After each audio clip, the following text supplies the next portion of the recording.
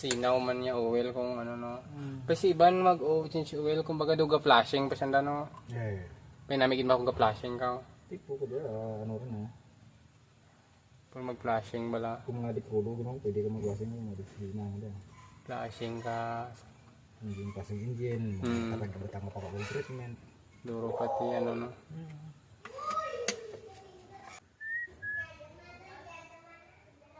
Mga hanggad ni makina tagay hanggad man no, subot tagay sa ginalon man no. Pwede. Pirak litro man. Tagwalo. Pau. Ito, dragkal bang taga sa istanat, taga dusi. Change oil ka murang grabe man.